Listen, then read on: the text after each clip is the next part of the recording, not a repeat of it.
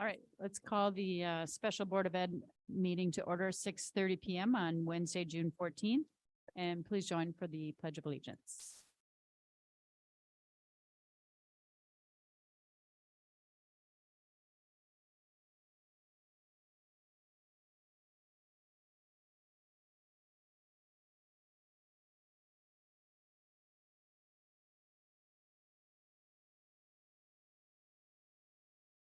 Do we have any public comment this evening? Not seeing any. We will go ahead and move right into the superintendent's report.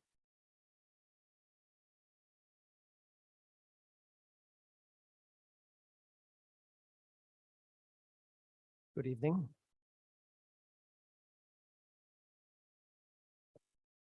I'd like to thank Madison and John for being on the board this year with us. It's been really great to have you participate and report about all the good stuff going on at our schools.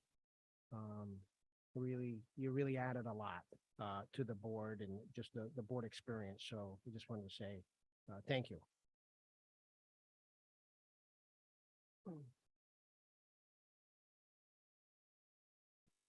I'd like to praise my administrative team a little bit because I'm in the middle of doing evaluations and I just want to emphasize that we're really fortunate to have these four individuals right here in front of us and working for the kids and the staff and everybody.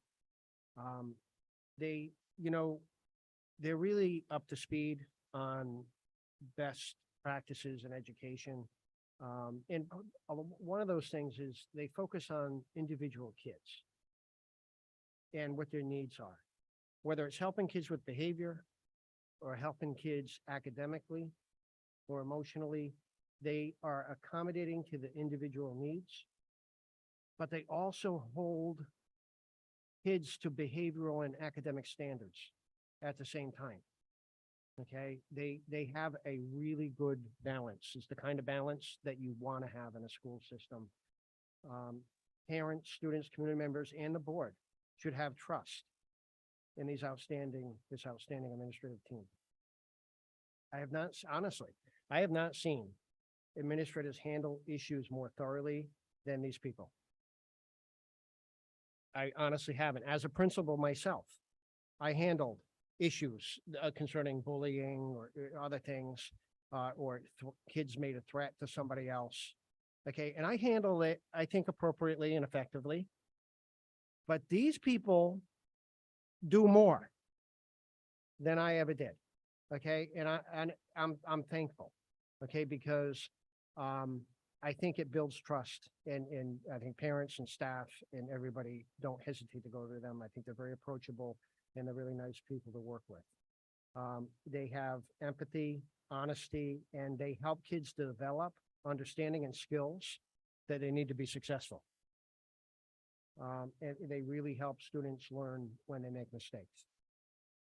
Okay, to better assimilate into the community, and that's the reality that we have to make sure everybody has that sense of belonging, right? And I think Allison might talk about that a little bit more in her presentation later, how important that is, that connection. So anyway, I wanted to just praise my administrative team because they're outstanding, and you should know that. And I think you do. And I've praised my central office throughout the whole year, but I wrote about it in my evaluation even that I gave to you, that I think we're very fortunate to have Bill and Irma, who have a great deal of school experience and knowledge. And really, I could not have been as successful as I have without both of them.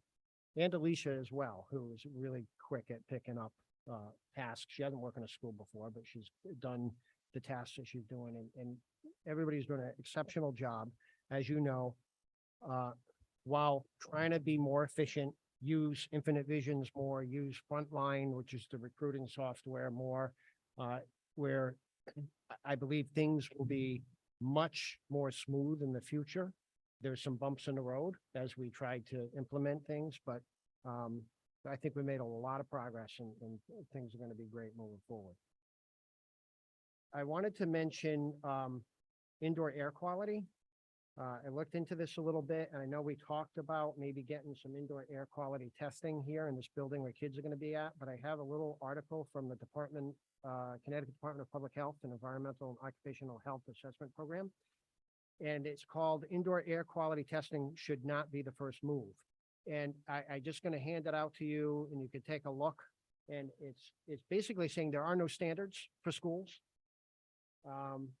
So if you test, you're probably not going to find much unless you think they're really, if you're smelling something, you're seeing something, you're tasting something.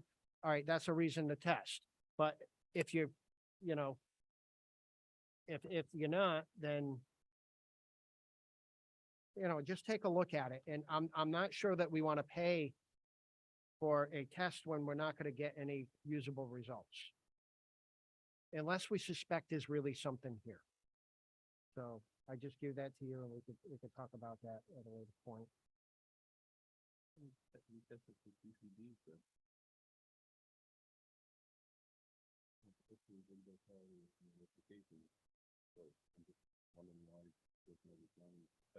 Well, yeah, I know. But you could take a look at that and we could always, we can do it, but I just don't want to waste money. Troy, I don't think that there was necessarily a call to do it. You were thinking about doing it to appease some of the concern about putting early education kids in the building. Is that right? Yes, that's right. Yeah. Yep. I think that you're totally right. I don't think we should be paying for it. I think that if the owner of the business who has signed a lease with the town decides that that's something they want to do, that's something they should do. I don't think we need to do it. I think we've done our due diligence, and I would hate for any result of a test because it was done on day 3 instead of day 7 when the conditions were different. Right. Would cast any sort of doubt on what's happening here. I don't think it's our place to do it. It's not our building anymore. Well, that's a good point.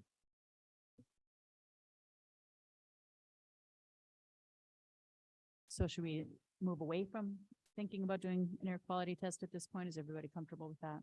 So we can take that off of the whiteboard, Troy. Everybody okay with that? Or do you guys want to read the fact sheet first and give it some more thought? Okay, Yeah, take a look. all right. So, you know, I don't know if this is really a thing that the superintendent usually does, but I am excited about some new hires. And so I wanted to just mention people that we've hired recently that are going to be working with us next year. And just mention the people that we've hired. We're in process of hiring others still, and I won't refer to that because they're not done. But we found a recent UConn graduate to teach instrumental music. His name is Sean McCormick. Really excited to bring him on board. The committee was excited. I was excited after talking with him. And I think it'd be great. He's an alto saxophone player. And he has a lot of like experience with different musical ensembles. Anyway, we're excited to have him. We're excited. We found Nina Reardon, who has several years of experience in full-time social work at EastCon. EastCon is a RESC like Learn. So she'll be doing our social work. Her certification is actually school counseling. Okay, but a school counselor is qualified to do everything a social worker does anyway. But she has the experience and she was at the top, way at the top of the strong candidate pool. And she's really excited. We're excited to bring her on board. We also have a special education teacher that we hired. It's a teacher who worked with us previously, even during the school year, and then left us. And we did give her a hard time. Bernadette Naka is coming back as our special education teacher for the alternative ed program. Okay, so we're really excited about that. We think it's a great, it's going to be great, great for the program, the developing program.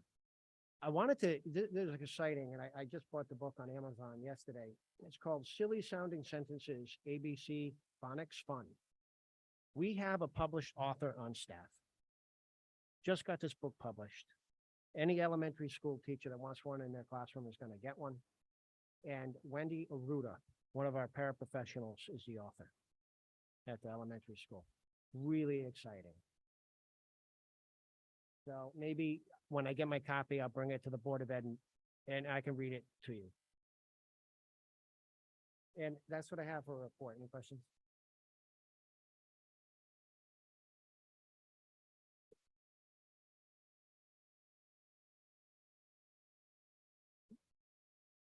Yeah, we can talk about it later. Yeah. All right, thank you. Most of my report will come up throughout the agenda, so I don't have a lot. Just a couple of things. Troy and I have been meeting with Bill and the town on a very regular basis, making sure that we're all on the same page for getting our reports where they need to be. Working with Infinite Visions has been, I would assume, a rewarding challenge. But we're getting there, and we've had some really great meetings with the town. They've gotten the reports through April. Bill's meeting with them weekly, going through what they need, getting everything ready for audit. So we appear to be on track. While everything might not be in, we're on track to get it done. And so we're excited to see how that looks come audit time, and also moving forward with the budget and Infinite Visions for next year. I think it's going to go much smoother. So it's really great to see all that hard work coming to fruition. We'll talk about grounds a little bit. I did meet with Wayne Coates, Troy and I met with Wayne Coates. And there is a new bill that just got passed out at the Hill on education, pretty big one. What's really nice to see is that we're already doing so much of what's already in there, so much of what they're asking, and so much of what's to be expected with restorative practice. The tracking, the everything, the reports, everything everybody's doing on the administration level is really impressive. I think we're way ahead of the curve there. So you're definitely to be commended for all of that work. And I think for now, June 21st is graduation. So I'm hoping we can all be there and just let Ms. Kara know if you're going to be there or if you want a gown. And I think that was it for me. Can I add on to the graduation Of course. topic? We need to know where the Board of Ed, if they come, would like to sit. And we're open-minded to wherever you want to sit. So the options are kind of sitting out with the teachers, which I think has happened in the past, but also I think maybe in the past, the board has been behind the podium, up there with all the speakers. And so we got to kind of figure out where you want to sit so we can make sure there's a chair there for you and if you're coming. So maybe you can think about that and let me know if you're coming and then where you want to sit. Okay, good. Together, right? Okay. Hi. You can call me on the weekend. I'm gonna be there and I want to be on the hill. On the hill, that's behind the podium? Yes, Or sir. on the hill? Yes, sir. I'll be Okay. handing out the diploma to my son. My Awesome. last one. Okay, so Lisa's gonna be on the hill. I plan on attending in regalia, but I don't care where I sit. I'll just say that it doesn't matter to me. Last year we sat with the teachers and I thought that was fine. If it's a decision of the board to sit behind the podium, I'm fine with that as well. Both of those are entirely fine with me. Anybody else have an opinion? I'm same. I will be there in my own regalia and I will sit wherever. I'll sit on top of the hill with the family. Specific about the hill. Do you want to be on the stage or do you want to Sitting be the with, speakers? Speaking of the graduate car and the other guy toward the room, around the, not on the stage? Okay, Not right stage. yes, but- right, okay. Alex, do you mean in the circle with the teachers, like where we were last year? I do.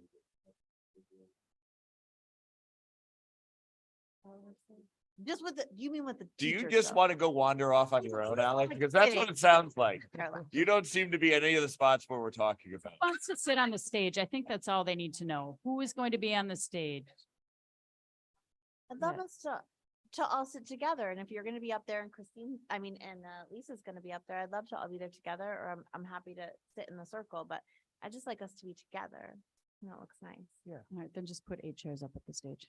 Thank you. And Alex will take his chair on the road or something, I don't know. Okay. We got our answer. Thank you very much. Sorry to interrupt. Student ambassador reports. So we just wanted to start off with how this will be me and John's last meeting until next year, where we're gonna help select and train 2 juniors that will take our place once we graduate. And it has been like an overall amazing experience and taught us lots of like the inner workings of our school and was taken into consideration to better our school. So thank you for this opportunity.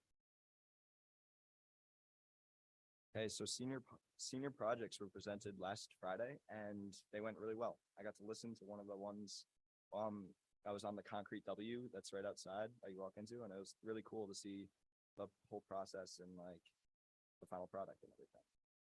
And then I got to watch one about large veterinarian work and the differences between large animal vets and regular vets. And it was really interesting. It was just really cool to see their projects come all together that they've been talking about and working on all year. So I thought that was really fun to get to see and experience. Yeah, and prom was also this past weekend, and it was also a lot of fun. And the place was very pretty, it was beautiful, and everything went well there as well. The high school awards night was also this Monday, where the 9th and the 10th graders had theirs from 6 to 7, while the 11th and 12th graders had theirs at 7. And it went well, and it was really cool to see all the different folks that got. And the 8th grade promotion is June 20th at 10:30. And then for the North Stonington Elementary School, the art show was last week and also went well. And field day is tomorrow. And then on the 16th is the 6th grade promotion, which starts at 9:30. 6th grade also went for a tour of the high school and the middle school, and I got to see them in the hallway, and it was cool. They seemed to like what they saw. More for the elementary school, the parent survey went out and all the feedback was very greatly appreciated. The SBAC testing is finished and all the scores seem to look good. There will be a pre-K see how we've grown production for their little graduation ceremony. And they went through with the new mission statement draft and are working on making changes using the entire school's feedback from the teachers. And I also just want to say thank you for the opportunity to be here and everything, and I've really enjoyed the past year. Thank you. Does anybody have any questions for our students? Of course.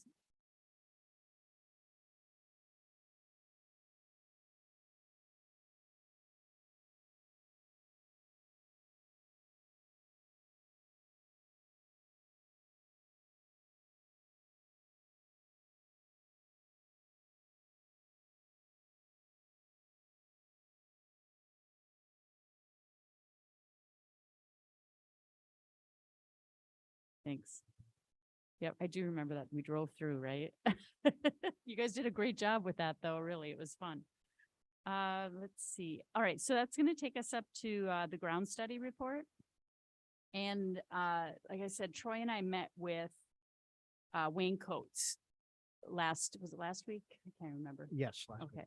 yeah. So he did the grounds for us for about 15 plus years, I think, a long time, prior to our last grounds worker. So he had a lot of really good, input. He went through the study that we got, completed. And so we had a really good conversation and a couple of things. One thing we did ask, Steph was about the location of the fields and everything. And he said, well, it's because of this placement. It's because of the sun. You have to have them in a certain way because you don't want the sun in the eyes of your players certain ways. He said the layout is how the layout should be. So and Troy and I were like, that was kind of an aha moment. I'm like, Yeah. oh, I didn't think about Yeah, the why sun. didn't we think about it? Right. He really pushed on, that there's already some pipes existing on the fields for some drainage. We definitely need irrigation. He said that's always been an issue. The grubs, he showed us pictures of what those fields used to look like. and what the grubs have done since, but there are now chemicals that have been approved to use for grubs. So he thought that we might be able to do something with that. But his overall feeling, and certainly we can go in any direction we want. But one thing he felt, and then you can add to this, Troy, when I'm done here. He was able to get those fields in a really good condition at one point. And he really felt like it has to just be somebody that really can take ownership of those fields, that knows exactly what they're doing. He had all kinds of things, like he showed the pictures of the blades of grass and said, the problem is that your blades on your mowers are dull. You need really sharp blades or your grass is going to look like this. He said he didn't mow the fields in the summer ever. He let them get tall. He let them grow in, all of these things. He said it was, sometimes a problem for people that want to use them, but they are for athletic fields for the school. And he worked very hard to make them really, really nice fields. So my feeling after coming away from that discussion, looking at history, looking at somebody that has history and knows things about those fields, is that maybe there's a more affordable way to go forward to bring the condition up without having to do such a large resurfacing. And maybe we look into something like that. I don't know what that Right. is. And I have a piece of the puzzle here as well.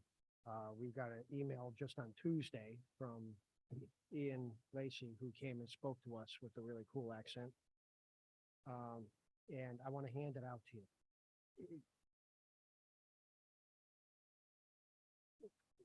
We, obviously, if you're gonna do irrigation, you need water. So we had to check out the water supply, and that's what happened on, I believe last Friday, and then gave us this email. And you don't have to read the whole thing right now, but I'm gonna point a few things out to you. We did go down into the boiler room at Wheeler, and that's where there's a holding tank for water that is pumped from the well. There's also a couple other pumps down there that are really old. One doesn't work anymore, and one is it's on its last leg. So they believed we had enough water in that system to do irrigation. The replacement, if you look in the middle, replacement of the two pumps, approximately $15,000. You have to replace some valves and install a controller system for 20 to 30,000. And then the average cost for installing the full irrigation is 50,000 per field. So that if that's 3 fields, it's 150.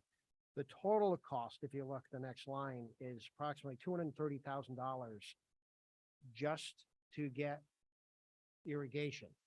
That's not doing any grounds improvement in terms of, ripping out the weeds or digging and putting the layers of sand for better drainage or any of that. So, and he says that's a very competitive price. And it's a 15% contingency built in, right? So I'm just sharing this. We just got it recently. I think it's relevant for the discussion. So I think there's like a couple ways you could go here. One is just say, we're not going to do it because there's too much money. Or you could say, we're going to get the water supply system up and running by replacing the pumps and that type of thing, so that we have water, and then you have water to go through hoses that go through sprinklers, which we have. And you could move the sprinklers around the fields when needed, when the water is needed. Okay, so that seems to be an option. The other option is you could actually do this entire thing, or you could do it on one field. But then you have an in-ground irrigation system, which also needs maintenance. It has to be drained every year. And, it can be damaged and has to be repaired. I went to the source today, and I spoke to the softball coach, and I spoke to Ellen again. Ellen, who had just talked to the baseball coach about the fields. Okay, so they think we need to maintain the fields. Like the maintenance that we did this spring. They feel like if we did that in the fall and the spring, would be good. As long as we patch up a few areas where water collects. Without doing all this. So, you know, you go right to the people that are using the area and that's what they said. So I don't know what you want to do with it. But here's the thing, if we continue down this path, we're also going to be paying Tom Irwin advisors to write up the specs for an RFP. Because we don't really know what the specs are. We can't do that. And to get the companies to bid and all that, and we're gonna have to pay him to do that. And that's gonna be about $7,000 for just his fee to do that kind of work. So, you know, you're looking at more possibly than $230,000 to put in just the irrigation. Never mind do the field work. So Troy, I really appreciate you looking into this stuff. And ultimately, I don't know what we should do, but I'd like to talk a little bit about the process. So as long as I can remember, we've been talking about the athletic fields. They're polarizing. Some people say they're fine. Some people say the baseball field is in the worst condition it's ever been ever. And then you hear that Ellen says it's great. In the spring, the maintenance has been spectacular. And I could show you someone who says it wasn't, and we could keep looking until we make ourselves crazy and ultimately do nothing. In October of 2021, Christine, you remember this, Jamie Bruce, who I believe is related to Wayne, they maintain the fields together for a long time, said, look, I know what you guys need to do, and it's irrigation. And so Jamie worked with this company, the SEMA Drilling Company, had them come out. They found this water source that we didn't know that we had because it was our old fire suppression system. They ran all of those tests that this guy just came out and did. They found the exact same thing, right? We have the capacity, they did the drawdown test, all of that stuff, how much to irrigate the fields. And honestly, the price has only come up a little bit since they quoted that. And I think that prices and everything have increased. So I'm nervous that we seem to be stuck in this crazy circle, and feedback is good. But we paid $10,000 for this study. And I thought the RFP was included, but okay, now it's not. So it's another $7,000. And we're talking to Wayne, which I think is great. But at what point are we going to be confident in the information that we've collected, and who are we looking at as who is the expert that we're going to look to? Because the reason why we went to this, if you remember, Christine, you were concerned that this came out of nowhere, and this was sort of driven by Jamie and Peter, and maybe we really need to get someone independent in here, or like we can't just be throwing darts at a dartboard. And so we did this. And I wasn't concerned about that communication. It's just that we'd been hearing about the irrigation. Yeah, for need sure. For So, about like- 10 years. So like we need to get like an independent Right. someone in. So we got this, and this is expensive, but we knew it was going to be expensive. But now we paid for it, and now we're like, maybe not. And then I'm worried that we're no closer to making a decision than we were in 2021, and probably years past before I ever thought about the athletic fields at Wheeler. So how do we fine tune our process? Because we voted to send out an RFP. So if we decide not to, we're gonna have to like undo our vote and that sort of stuff. So how do we fine tune our process so that we get out of the circle and we start making strategic decisions about what our path is, so that we don't, I will be so sad if our decision ultimately is to irrigate the fields like we were told to in October of 2021. But we paid $10,000 for this, and now we've waited, kind of a long time. We've wasted a couple of seasons on those fields for our kids. So I want to get better at what we're doing. I know we're new at this non-lapsing account thing. We really are. We're in the infancy stage, I think. But I don't want to keep doing this. I want us to decide how we make decisions. Then I want us to make decisions and I- be okay with them. I understand that, Steph, and I appreciate that, but I also think in this large of a project, we need to ask a lot of questions and make sure we're making the right process forward. Absolutely. And that's why resoundingly, we keep hearing about irrigation from there, from prior, from this report.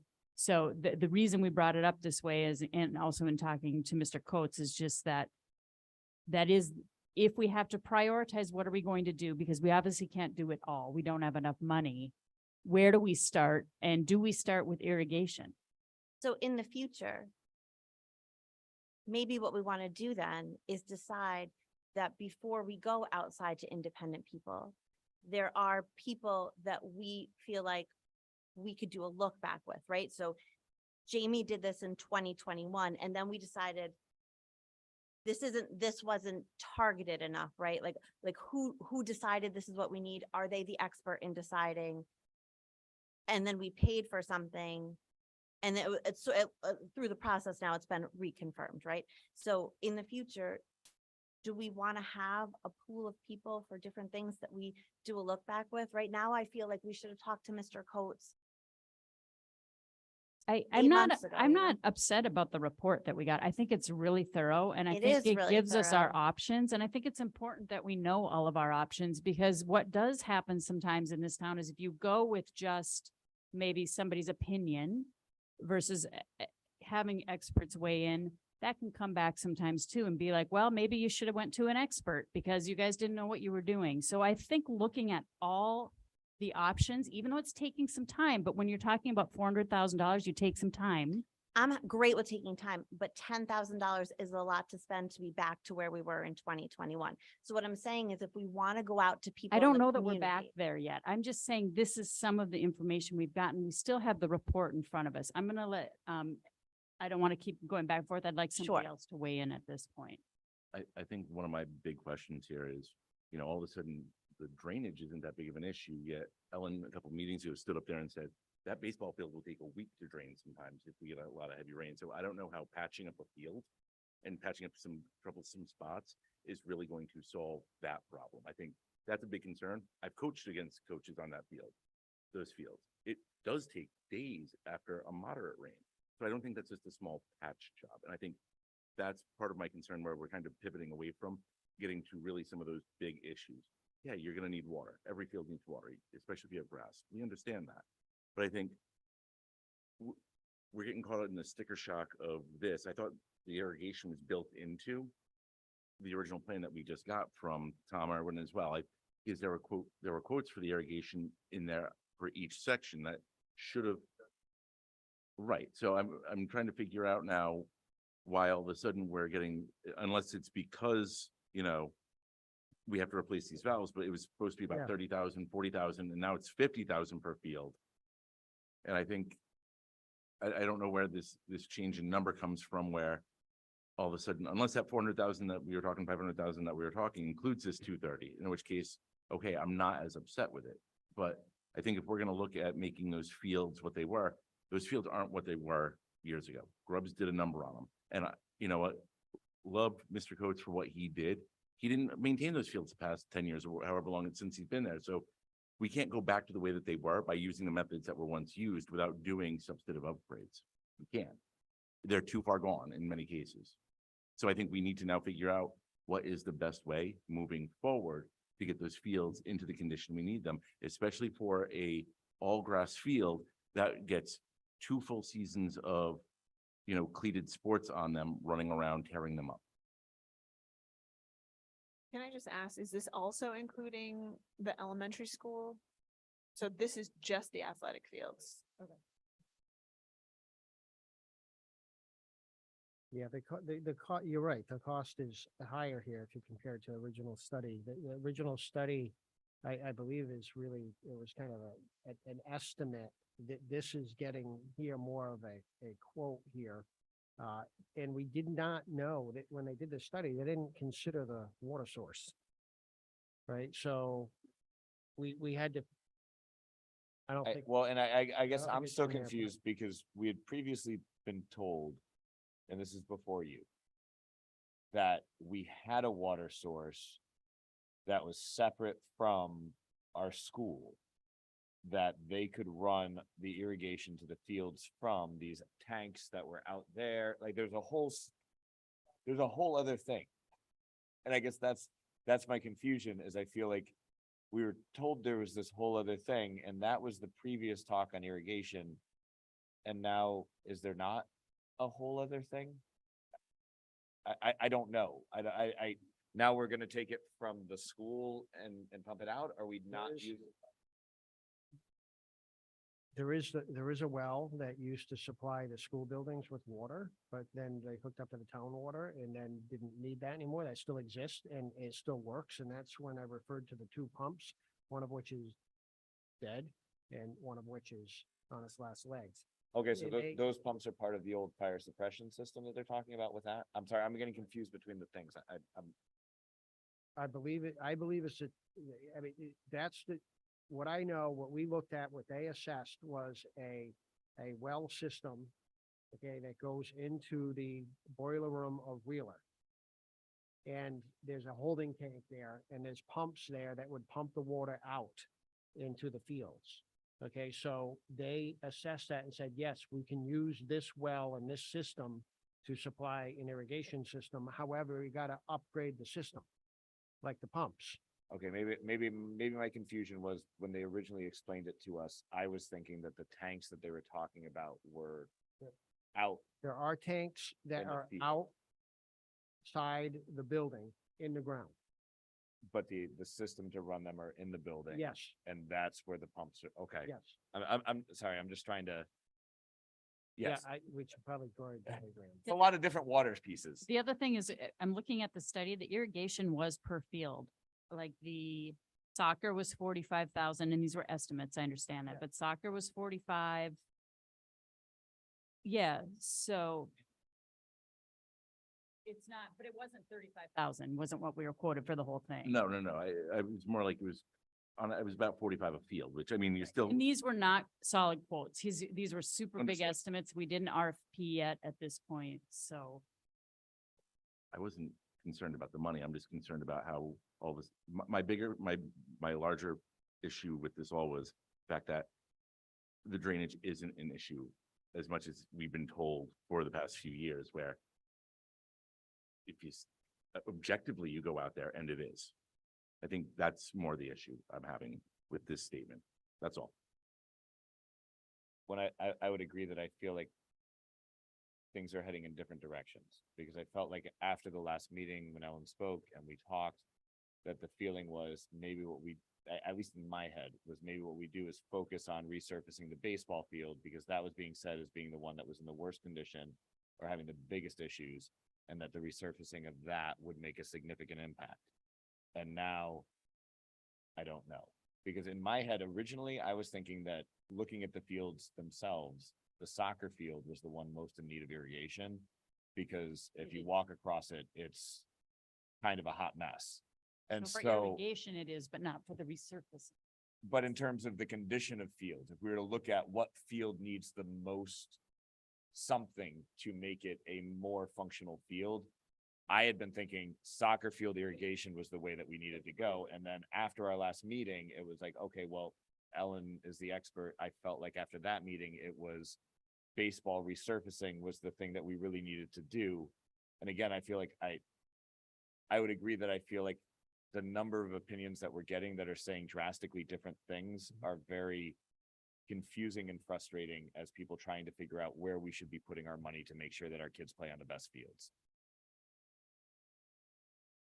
That doesn't help anything, but that's how I'm feeling at the moment. I'm just feeling a little lost in the whole conversation. I don't know anything about irrigation or fields or how to fix them. I just want to know what we need to do to get it done. So I thought, it was my understanding that it was a top priority to fix the fields. And my sense is it still is, but there's a different way to go about it. How do you feel about that way, Troy? Or is there a The plan? issue is in the study and what Ian actually said when he presented, he was like, if you're not gonna put in an irrigation system, don't bother fixing the fields because it's gonna be for nothing. you're not gonna be able to maintain it. That's what he said. So if we want to listen to the professional opinion, that's it. Like, so, I'm not sure, you want to go forward and do it, but if you do, one option is you could do the irrigation for the 230K for all three fields, and then you can see how that helps the fields. And then obviously, probably you're gonna have to do the actual field work.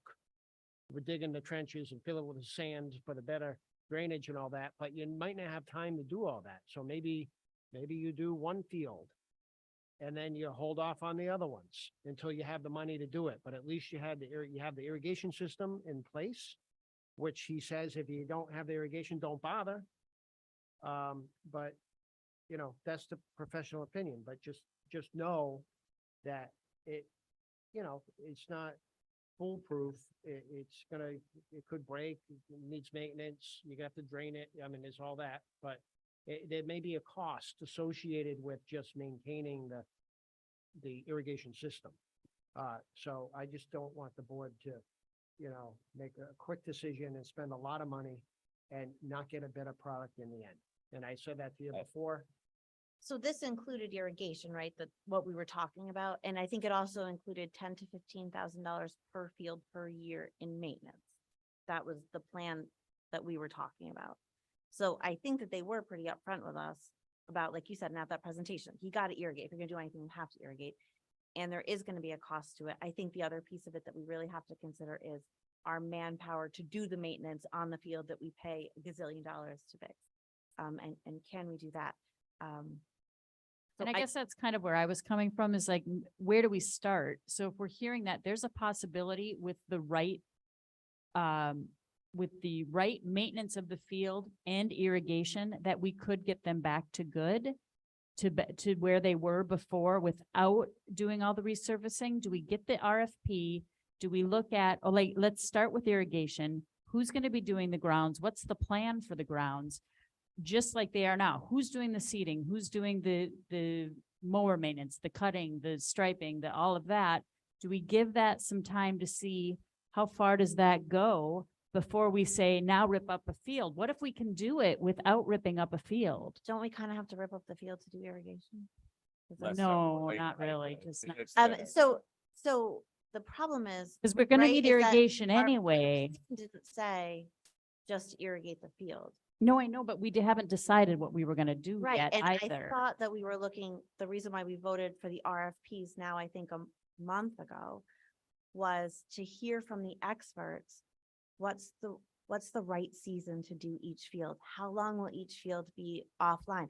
What's the sequence that we would do them in? Because as Board of Ed members, not people that create and take care of athletic fields, we weren't sure how to do that. We kept saying, we'll leave that to the experts, we'll leave that to the experts. And so, I don't know, can we even make those decisions? But now I have a little bit of sticker shock that we have to pay $7,000 to have them write an RFP. So I'm worried about that. It's not just to write the RFP, it's to get the people to bid Right, and just run that whole process. to manage it for us. Yeah. to So manage maybe it for that's us. something that we can skip and maybe, I don't know, is the RFP so complicated that our business manager and our facilities manager can't Yes, write it? yes, It is too complicated. yes. Because of the specs specifically for irrigation system and the grounds and all that. And that's why we hired an expert to do it. And I think we just have to, if we're gonna go forth, we just have to pay the fee for them to manage this. Because we honestly, we don't have the time to do it. We got a lot Right. of other stuff going on. I guess then I would want us to all be as a board in agreement that we're moving forward with something that doesn't, at the end of all of this money being spent, we're not gonna just say, let's just irrigate the fields. And instead, we're gonna say, we're committed to doing something more. Let's see what the RFPs look like. But then spending $17,000 just to do what in 2021, we had those people come out and do an assessment for, will feel badly. So I guess the board has to maybe reaffirm the decision that we made already to send out that RFP now that we have such a high cost involved. Well, I have to be honest, if we're going to move more toward strictly irrigation, personally, I would be more in favor of the idea of fixing the pumps, setting it up, and irrigating the soccer field, because from what I hear, the moisture on the other two fields is not as big of an issue. Maybe we try that at a lower level of an investment, see if irrigating the fields make that significant of a difference in the entire process of this. Look at the soccer field in another year and say, hey, do we now have a soccer field that's super playable? We've done maintenance, we've done what we're supposed to do. Now let's transfer that, because I don't believe if we can do all of these initial pieces, we can come back after the fact and do the other two fields if we see, hey, this is the magic ticket. This is what we've done. Especially if the soccer field is the one that, in terms of irrigation, would have the largest impact. Would we be able to also address drainage though on the baseball field at the same time? Or do you think? But that's not it. I mean, It's it's not if you're only looking at, not if you're only looking at irrigation. If you're looking at irrigation only, you're probably going to fix some of your problems on the soccer field. As long as your maintenance people do have aerators, so they can do the aeration that's needed to kind of create that extra space in there, that they are gonna thatch, they are gonna overseed, they are going to take care of all those other issues. But no, it's not gonna take care of any of the drainage issues on softball or baseball. but I'm confused because we were just told that after talking to Ellen, that's not the issue.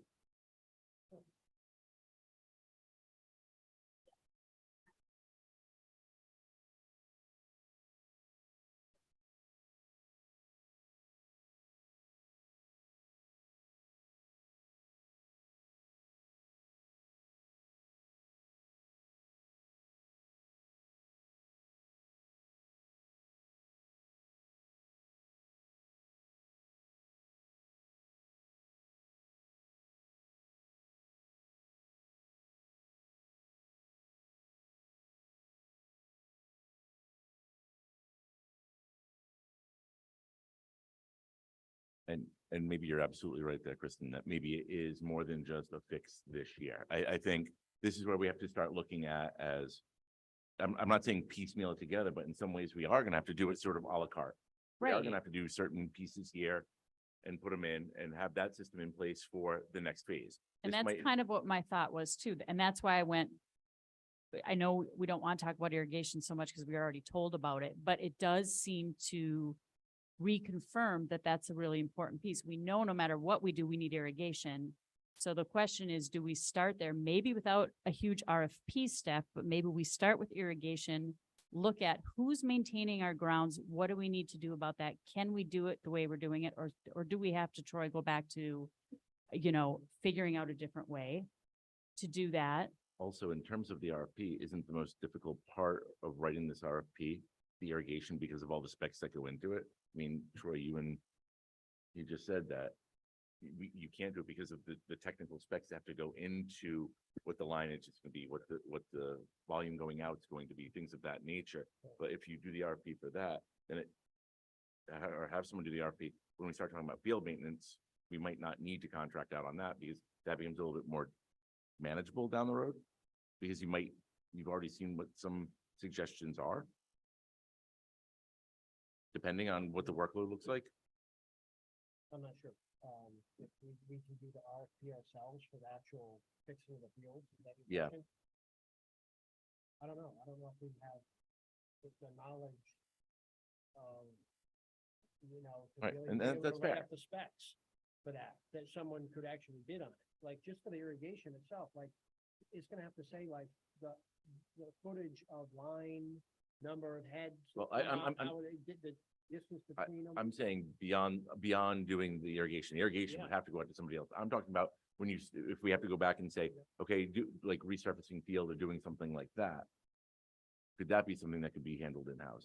The irrigation, no, couldn't be, but I don't think so. none of it could be. They Okay, know it's for- And there are other ways to water or irrigate besides just doing underground. I mean, do you guys have underground at your school?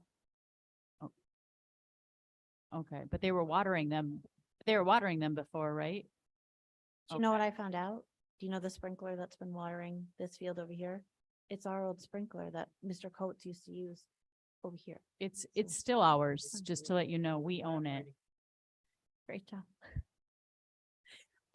I do, so the last thing that I was thinking, and I don't know, because now I feel like we're doing that weird thing that we said we didn't want to do, which is sort of decide how this project should go together.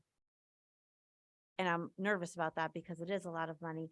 And we have been talking to people in the community and we are getting different feelings from different people and sometimes the same people at different times.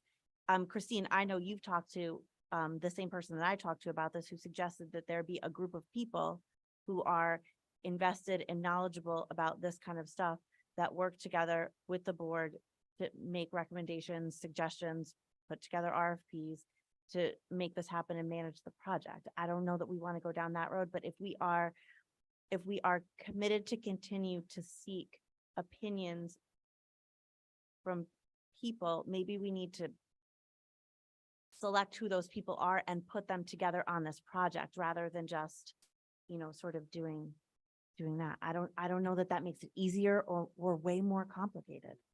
I just don't want to screw it up.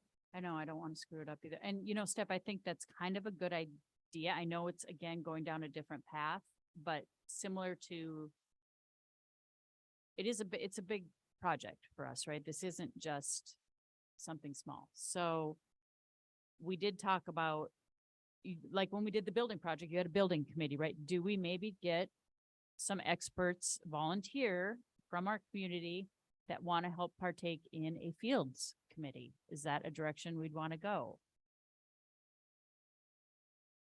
Because we have some very talented people in this town that are very vested in what happens at our school. I think that's a great idea. If you give them every bit of information you have from the past decade to now in their hands the minute they sit down, so they aren't sitting for 3 years like they did with the school building committee when they had all that information in front of them. You give it to them up front so they can do a quick turnaround or a quicker turnaround, because those fields aren't going to repair themselves. They aren't going to get better on their own. So I think if we aren't going to give them everything they need up front and be transparent about what our expectations are, then it's going to be a colossal waste of everyone's time and time that we've already put into this. So So the folks on the outside that you're talking to are advocates for making the fields better, or advocates for saving money and doing the bare minimum, or what? So I think that you probably have to have people that, like Mr. Coates, that have experience on the fields, right? So he's the guy that has that look back that you're talking about. And then, right. And so I think that I feel comfortable saying, so Mark Perkins is the guy that approached me and said, look, I've played on these fields as a kid. My kids have been playing on them. He's a landscaper, like, here's what's going on with these fields. I have concerns. He has concerns about the drainage on the baseball field, that sort of stuff. Chuck Batramovic, right? Coached on the fields, has his kids play on the field. Good people. I know. That sort of group who I think are advocates of everyone wanting this to be done in the right way, and are invested in it in the way that we are invested as well. But of course, they can't ultimately make the decision. So who do we put together on that group, right? Does Randy need to be on that group? Because ultimately, Randy has to maintain the fields and he has to be able to say, guys, like, I can't execute this plan. I don't have the manpower to do it. It would be crazy to put together something that we can't maintain. Does Bill need to be on that committee? Because Bill has to say, like, financially, this doesn't make sense. Does someone from the board need to be on this committee? Is that the liaison? Like, I don't know how to make it happen in a way that, like Brian said, doesn't like dig us into the mud for 3 years. I don't know what everybody else thinks. I personally, we had consultants that are experts that do this for a living, right? So my thought, and I had the same idea that I think that Chet had, was to start with the soccer field. I think we have a plan on getting it irrigated. I've seen and played on that field for probably 20 years, and it has some really bad years, and the grubs were fundamental on that field and quality and all that type of stuff, and then kind of figure out what to do. And I agree, Ellen said one thing on how wet they were, and another day we're hearing now that they're not so wet. So I like to understand that more before we kind of jump in. We did aerate those fields. We had somebody come in and put styrofoam or whatever the heck they did to help manage some of that puddling or whatever, but that would be my suggestion. And if you want to have somebody from the outside, like a Mark or whoever that could somehow participate in some way, that's fine. But I think if we have experts already and paid $10,000 or whatever for the process, let's go with it. Let's start with the soccer field and then let's figure out what to do with the ball. So how do you want to move forward with an RFP for that?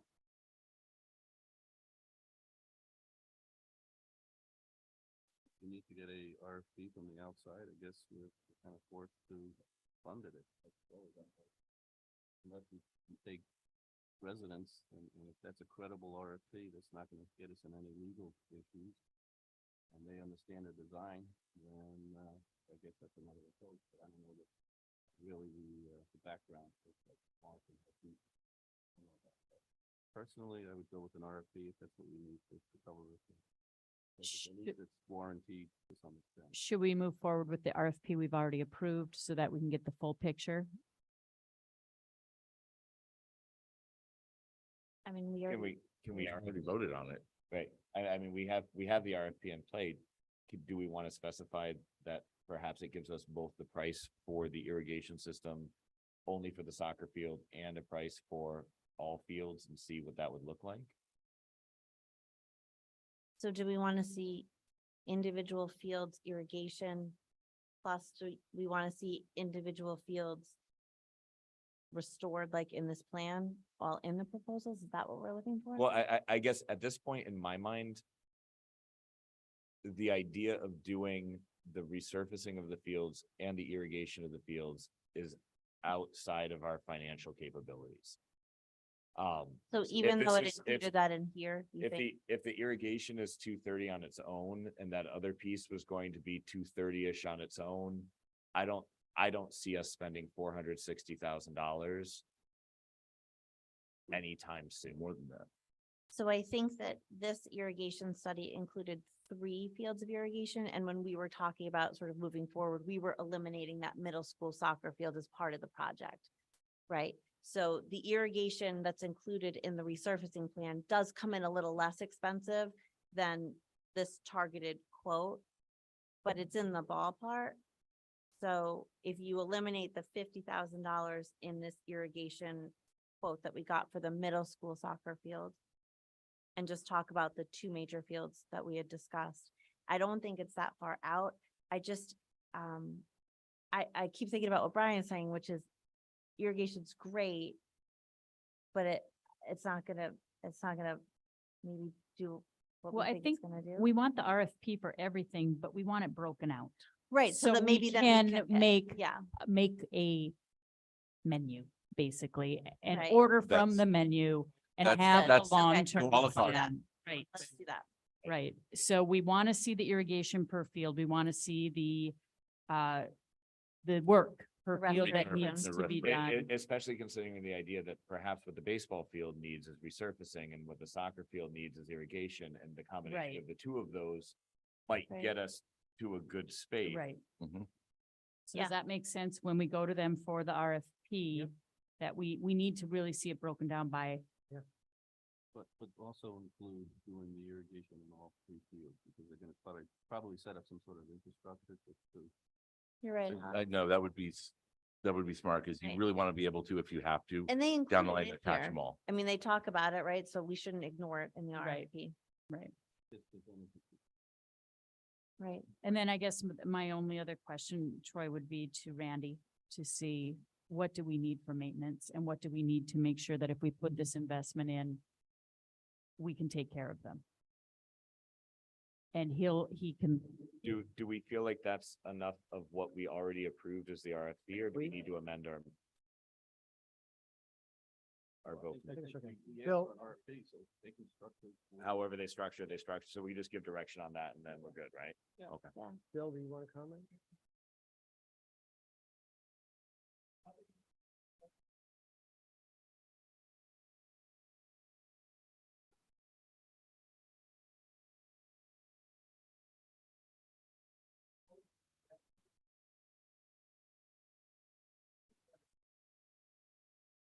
Just thinking about like my watering can.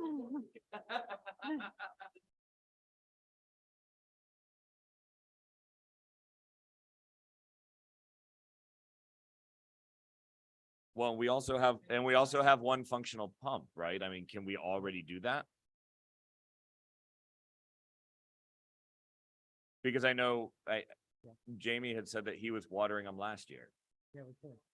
Until that pump died, we should be able to do it. So fixing the well would mean replacing the two pumps. Yeah, and maybe some valves and the controller system, I think that has to do, I don't know what that is, if that is exactly what that is. But it probably, at least the two pumps and probably some valves and, may cost you $45,000. And you don't need an RFP for that, or you would? Oh, we do. Okay, but you don't need to have it be part of their package. We could do separate. It So would- you think you could write that RFP? Okay. Okay, that's what you're then doing. I would say if that's the way to go, then that's what we should do is have them run the RFP for fix, exactly, it's gonna have to get fixed regardless. So get the pricing on that now. Yes, because that's gonna be the first step. You know what I mean? If that's not fixed, you can't Right. irrigate. Right. So I make a motion to have Bill create an RFP for the replacement of two pumps and the replacement of valves and install controller system for our current water system. I second that. More discussion. All those in favor? I, Opposed, abstained.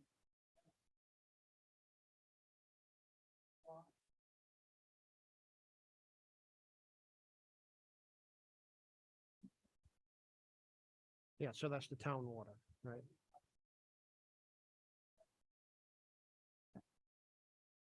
But we'd have to pay for that water, right? Don't we? Yeah, right. Okay.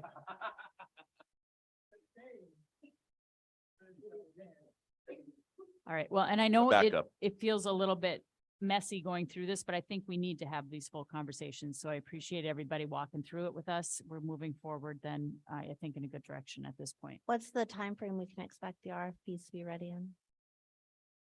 Well, we don't know, other than on this email here, it said, initial proposal could be in the next 2 weeks, but, so I'm thinking if that's the timing, I think that. I know you don't have it's- anything It's else way going more on until- complicated sometimes. What do you think, Bill, for timing? Perfect. It's frustrating when everything takes longer than you hope. Yeah. Right?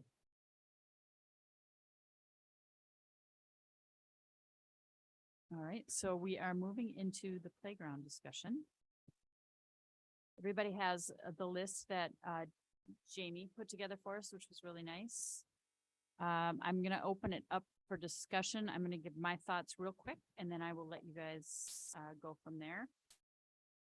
Similar to what we're talking about with grounds and having a plan, I think it would be really nice to have a plan on playground equipment replacement as well, so that we're not doing it all at once and then in 8 years needing to do it all at once again. We did a rotation of sorts of equipment. We'd constantly be rotating and buying new equipment and keeping it fairly up to date. My personal thought is that we should absolutely reinstall or do what needs to do to fix what's wrong right now. And if that involves more wood chips, what have you, and maybe purchase something like the beam for the border of where the swings are dangerous. And that's kind of where I was at. It sounded like the shade wasn't that necessary at this time. And that the beam was more desired than the surfboard. Was that correct? Or do I have those backwards? So, well, the, On the surfboard, but they liked the beam. yeah, but that doesn't address the compliance issue with the playground. That's on the pre-K. Oh, okay. So what did we have for the border discussion for the swings? Like just a beam, I mean. Well, that's what I mean, the Bounce beam, yeah. But Okay. that does not address the issue on the pre-K, I guess is what I'm trying to say. So we're out of compliance on the pre-K? There is an issue with the swing set being too close to the border. Can we move it? Sure. Yeah, but I guess that was the point of kind of building out and you can add a piece of equipment that goes there. Just to get back to your statement about like maintaining, these should be in good, they should last a long time. Like you're not going to be replacing the Adventure in the next 8 years. Like that should last us hopefully with good maintenance and, all of that should last us a significant amount of time. These are not necessarily replacements, these are addition to, because the playground was never really fully complete. Especially on the pre-K. Okay, yep, I understand that part. So that's just what my thoughts were, where we should start.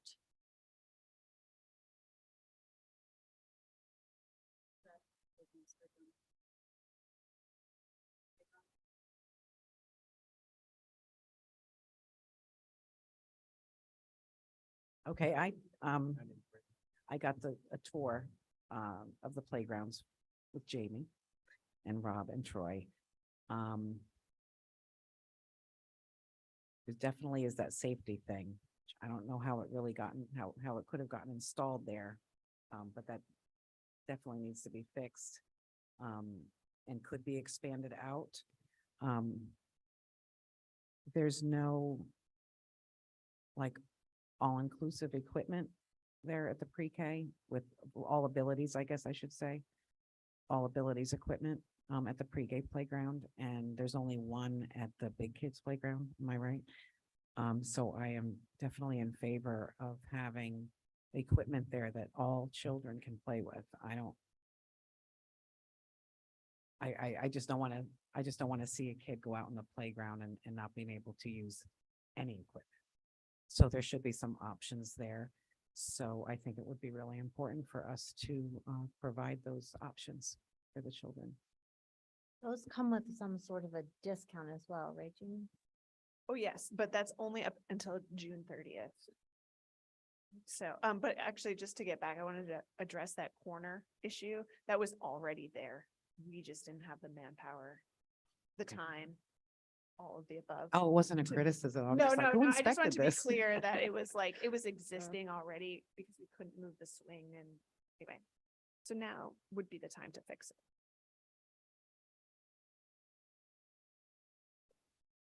So one of the things that I noticed when we talk about this is that I don't think this has been fully handed over and like taken in by the school. And that's probably because we had such a turnover in staff, right? So we had Guy and then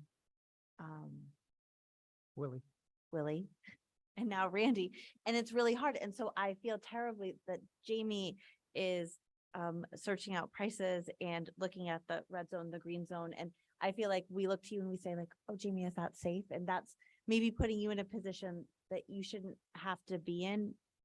And I don't know how who maintains the playground? Where does that fall in terms of like the school system? Well, our maintenance staff who do like wood chips and all that, they should be checking for loose screws and bolts and that type of thing. We can also contract out and have a company to do some of that work, but typically, in my experience, it's maintenance staff, and I think that's what's been going on here. So in other districts, who decides? Is that like the principal that would say, I noticed there's no real good piece of inclusive equipment and, you know, we have a student who can't access any equipment. We'd like to add a piece of that. Like, who does that? It could come from a variety of places, and I think it does, you know, often there's a community interest in having kids have more to do during recess, you know? Or it could be a teacher that says, hey, you know what, I think my kids would benefit by having another piece of equipment, could be the principal. I mean, it could come from a variety of sources. I don't know if there's one right best way, the source. I mean, so Yeah. they could bring it up and be like, So oh yeah, who- we don't have an inclusive piece of equipment. Who Yeah. will oversee the design and the plan moving forward? Oh, So okay. that, So, yeah, like, so so it- it gets out of, like, Jamie doesn't have that responsibility. yeah, we're gonna have to figure that out. Yeah. I don't think it's Mr. Salino, who wants to oversee the project. But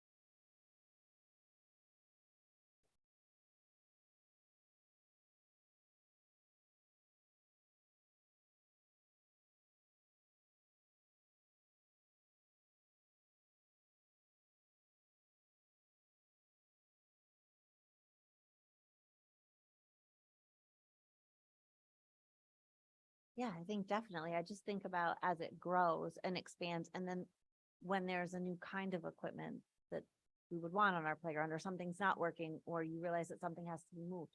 Who will note that, make that determination and make that recommendation to us? At some point, like the playground committee has to be allowed, like the school building committee, to close out.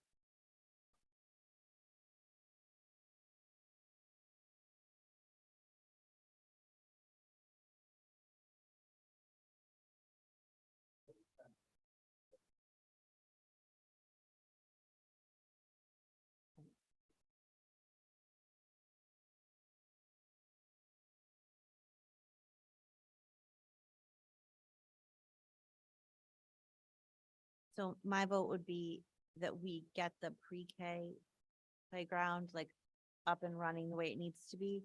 And then that we concentrate on addressing all of the incorrectly installed pieces and the safety issues. And then make some sort of long-term plan, like I think we're gonna do with the field, to be looking at that as a part of our non-lapsing account every year to add or to adjust or whatever it is that we have to do.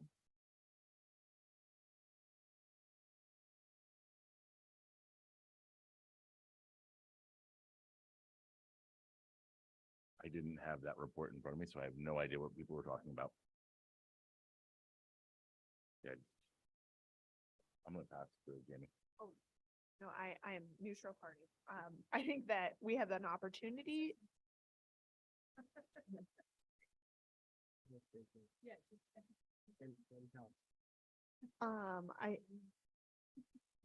I think that, we have the opportunity to get these pieces at a cheaper rate. We have to also, the idea is definitely good to think about it in pieces, but it gets more expensive because you have to every time add on that cost of getting it shipped and then installing it and then making sure the pieces are, it gets a little more complicated. So if we have the opportunity to add all of these pieces now with this grant, it makes sense to me financially to do it and just get it slightly cheaper.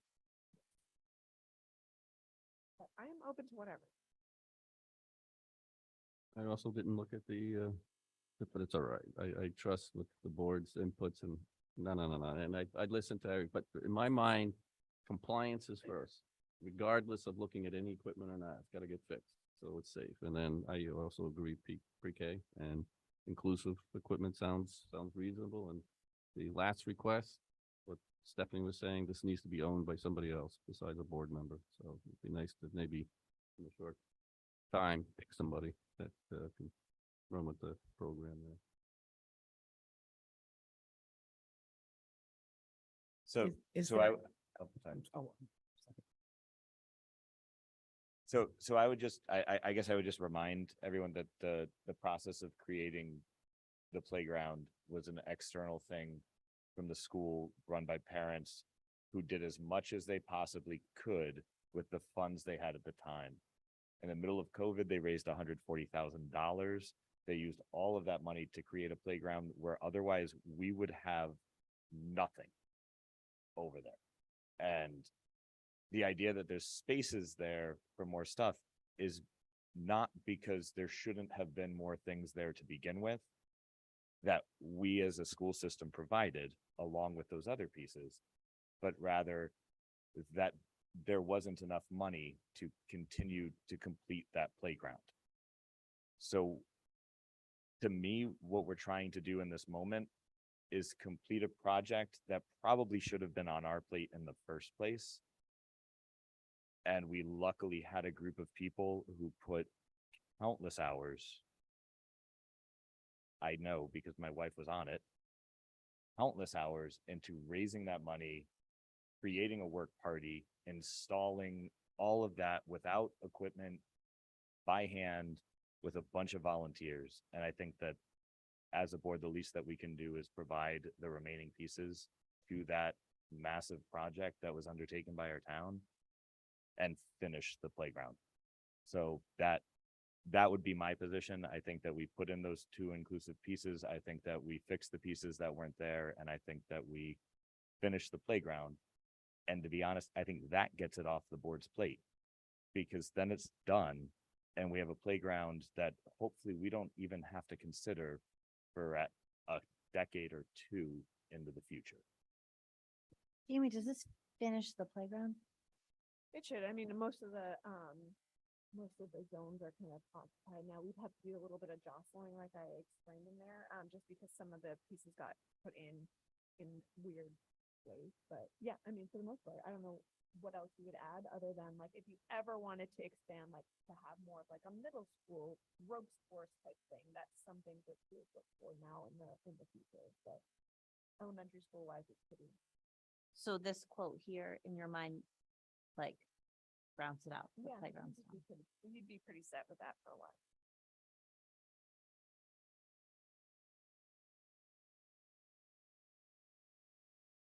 The 62, 746, 85.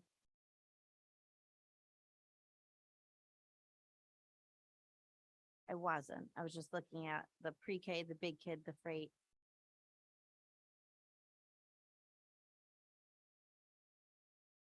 I would say that the shade structures don't seem to be things that are a high concern. And so I have no problem leaving those off as something that's in play at the moment. I think the equipment that kids actively play on and the fact that all kids have access and the fact that we have enough equipment that when they go outside, everybody has an opportunity, I think is important in the school.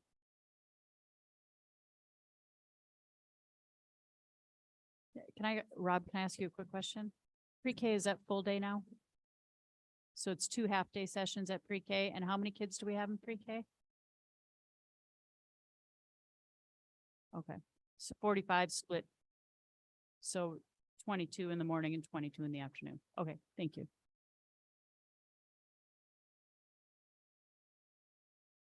And certainly these, I mean, we reached out to the teachers, but I think at this point, like, they're just kind of overwhelmed with what they have to do. And, you know, the message we heard was that they want climbing things, which I think we tried to address. It's really hard for them, I think, to just be like, we want climbing, and like, here's the catalog. There's 1,000 different pieces. So, I mean, these are just suggestions. So if the board feels like we need more time to think about it or add different types, you know, the feedback that we got seemed pretty positive that this would be appropriate for the groups.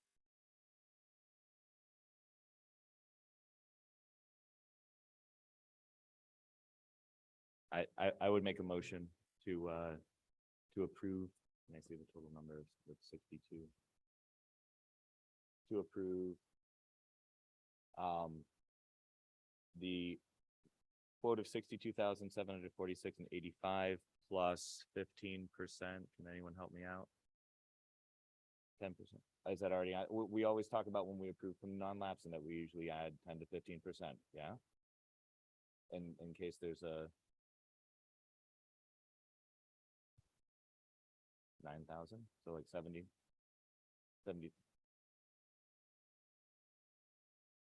So I would make a motion to approve $70,000 to be used, up to $70,000. Sorry, Bill. Up to $70,000 to be used for playground equipment out of the non-lapsing fund. I'll second. Any other discussion? I'll just make a comment. I mean, we only have so much to go around. Our priorities are getting spread pretty thin here. When I look at what we just talked about with the fields, that's $70,000 out of that field replacement. So But it's also- prioritizing, I think it's. But it's also putting money into students who don't get to go on those fields to become active and, you know, active members of the community and enjoy, you know, other endeavors that make them physically fit and get them, you know, being able to maybe become athletes later on because it works on those motor skills. So I think those playground equipment pieces will pay dividends in the long run. That will equate into them being able to get onto those athletic fields and be productive. Thank you.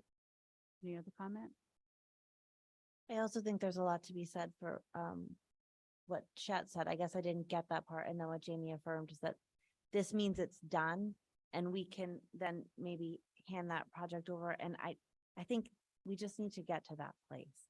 And I do appreciate the idea that if we're getting this larger discount, and that the freight is incredibly expensive, so doing it all together maybe makes sense. I agree, it's a huge amount of money, but every kid that goes through our school system touches this in some way, and so, I mean, when I look at our list of things that we have done and things that we want to do, I could actually make a case that this was on the higher side and more in line with what this particular fund was supposed to do. Plus, I think we had some issues with, fitness, right, for the elementary, so I think it's a good investment, no doubt.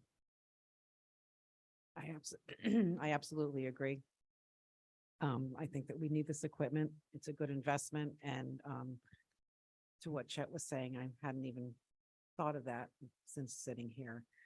But the parents raised $140,000 to have what we have now, and we would have nothing. And so us spending up to $70,000, about 70% of the playground has already been taken care of, which wasn't from our budget. It wasn't from the town, from the taxpayers. It was from the blood, all the sweat and hard work from the volunteers. So, and all kids should have an opportunity to play on a piece of equipment in a playground. So with that, I'm in favor. All right, all those in favor? Aye. Opposed? Abstain. Motion carries.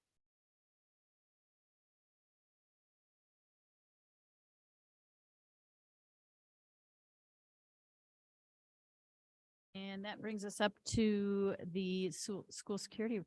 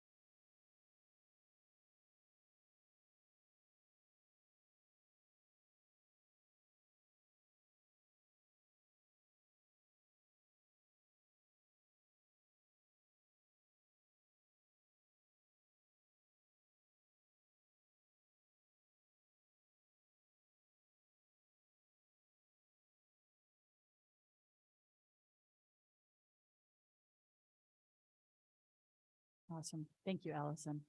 Appreciate it. I think, I'll open up if you guys have any questions. Definitely something we can talk with the town about at the, tri-board meeting. Because it is, the SRO doesn't just help the school, right? I think the community programs, the outreach programs, the everything else that can be done with that, maybe there's a way to provide that, as a partnership, exactly. So thank you. We do have a tri-board coming up, soon. I think next week, 2 weeks. So, I will definitely, add that as one of our agenda discussions.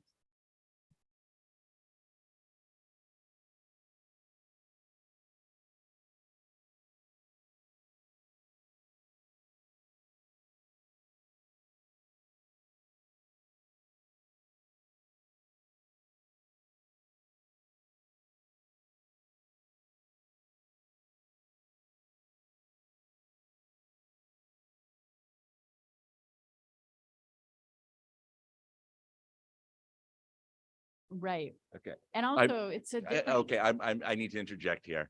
The SRO does not have that much of an impact in the interaction with students. They get a fraction of the information. I work at a school that has one. And I can tell you that the cost of this town is going to be over $100,000 because you also have to pay for the car for that SRO for their time that they're at this school. The cost will be prohibitive. But more importantly here, and I do think SROs have a valuable purpose in schools that have a population that truly needs it, but people, it's not just sitting at the door. They think that the SRO is going to intervene in fights. Not going to happen. They do not do that. They aren't going to arrest someone who's doing something wrong on campus. The charges have to be pressed there. So we have to disabuse people in this community that this is not a police officer acting as a police officer on a school campus.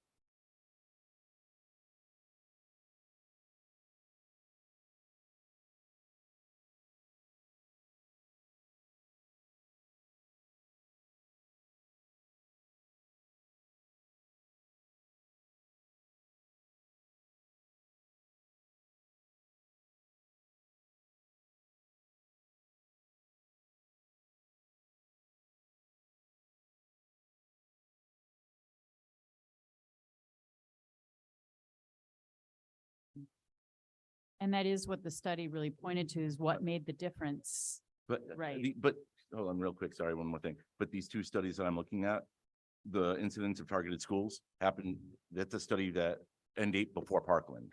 And the other one is before, Valdez. And I think, so they're cherry picking their data, to, especially because we're talking about law enforcement, they're cherry picking data to make it seem like the SRO is the end all be all at the end.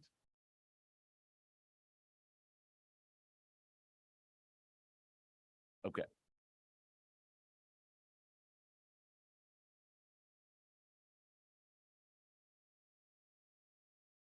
Okay.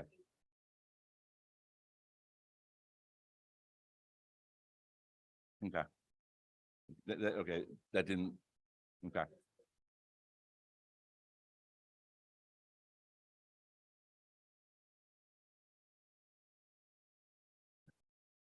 So is the recommendation for this SRO to be armed?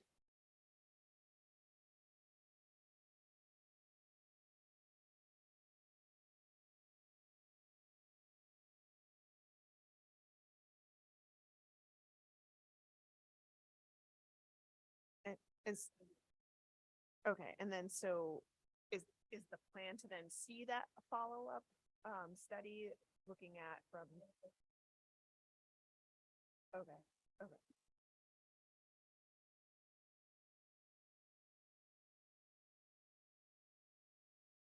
Yeah, yeah, but I agree. I mean, it's missing some significant events that have changed maybe a little bit, so. So I just have one question about your reporting system. Is that just something that, is it very complicated, or can Greg just add something to the website, some I sort of agree. thing? That seemed like a no-brainer, And- like a and super actually, easy, boom, do it. There are great apps out there for it.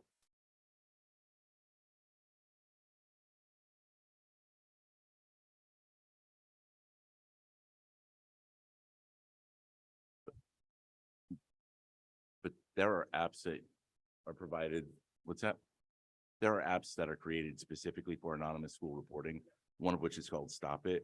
And it actually runs through a third party that will flag and call an administrator if there's the superintendent, whoever they designate as that person, if something is an exceptional high risk, and they'll also call local law enforcement. So I mean, you can have something like that and it's downloaded onto a form, or you can download it as an app onto your phone and it can be accessed anywhere. So you don't have to worry about going to a Google form that might not get seen right away. Right. Who's getting it, Right. right? What if nobody sees it? Because if someone checked Yeah. out for the weekend that's supposed to be looking at it, it's only as good as the person Right. looking at I it. thought it was your day to look at it, right? Right. And weeding through it. So you want one of these apps? Okay. Yeah, I think we'd love to hear like the actual recommendation of what you want us to approve. That seems so easy. I don't think we need to approve. But wouldn't we have to approve the money to buy it? And we could buy it out of our non-lapsing account? I don't Yeah, or we know could that it just buy it. It's costs a subscription that you anything. would just put into We tax. could just buy it. Oh, well Yeah, then, no. yeah, then we should. And we we'd should want do it in the that. budget because it would be renewable. Yeah, we should Yes, do it. absolutely. That's easy. Any other questions? Thanks. And you guys can feel free to go. Okay, thank you. Next, I'm just confirming the date for the Board of Ed workshop for July 26th.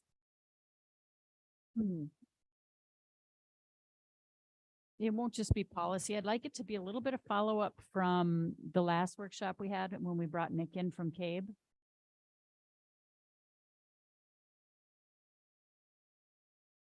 And personally, I think if CABE could come in and help us work towards really defining our roles again in the community and as board members, and how that plays into our, moving our goals forward and things like that as well. So I will reach out to him if you guys are interested in having him come again for that. I think that would be great, and I'd really like to get to some goal setting in that meeting. We created these subcommittees, what have we done? What should we be doing? That sort of stuff. And now that we've all been together for a year, right, working together, we should have a better idea. Are we doing that at night like these? Like same time, I 6:30? think so. Okay, that's how I have it on my calendar. I just Yeah, want to make sure yeah. it's right. And then we had dates before. I had shared with you the 24th for the POCD and the community conversation. Those have been postponed. So you included them in an email, and I just don't want anyone to diligently show up Okay, when there's no one there. So take those off of your list if they were okay, on there. okay, thanks.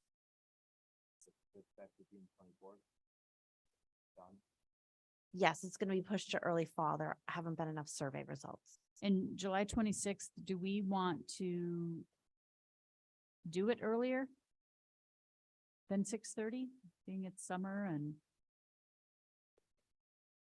Well, I still work. I'm not saying 3:00. I work too. I can- Steph works too. So I Yeah. mean, yeah, Brian works too. Troy works. Yeah, Troy's not working. Lisa works. Just Cat. that doesn't work. That doesn't work. On the summer. All right, so my question is, do we want to move it to like 5:00? Would that work, or 5:30? 5? Okay, I can do 5. You don't want to. let's do What- 5:00. Okay. And I, just an FYI, I might be 5 or 10 minutes late because I get home from work just before 5. Would you rather do 5:30? I would. 5:30 would be but- safe. All right, Okay, let's do 5:30. Thank you. All right, that gets, That gets me back from New London too. I usually don't get out. All right, so that takes us to the finance. We went through the finance report. How many people do we have online? I don't know that we need to represent what we already went through. I think we should be okay there. Everybody was here for the finance committee. So Brian, you weren't, are you? Okay. We talked about the end of the year, basically where we're going to end up, and that money will move into non-lapsing. The only thing we're purchasing end of the year is the new reading program. Should be a great new program for us. And we've just approved some money out of the non-lapsing, and I think there's nothing really more to discuss in that account until we get more information on the fields. Did you have anything you wanted to discuss, Troy, on the non-lapsing? No, no. Any Can more I, word can I on the just shed? ask? That's what I was about to ask. Oh, sorry. No, sorry. but I was curious about the shed. Any more word on the shed at all? The shed, we kind of put the brakes on the shed, I thought, last meeting because, you wanted to hold off to see about the grounds, cost of the grounds. So we've been looking into, storage units Right. that wouldn't necessarily be a permanent, situation. Randy and I on Friday are gonna fill out a building permit. So that we hope that we could get a structure, a storage structure that may not be the permanent structure. But there's some complicated, town regulations on it that we have to try to work around, and we hope that that will be successful. But I'm not quite sure. I predict success. Okay, good, thank you. Crystal ball says. Great, thank you. All right, anything else under facilities and finance for this evening? We don't need to approve line item transfers, so there is no need for us to meet again before the end of the fiscal year. Come July, we'll approve or not necessarily approve, but we'll, what do we do? Accept the year-end report until it goes through audit. And May as well, right? All right, so any other public comment? Okay, I need a motion to move into executive session. I make a motion to move into executive session. Alex seconded. All in favor? Aye. Opposed, abstained.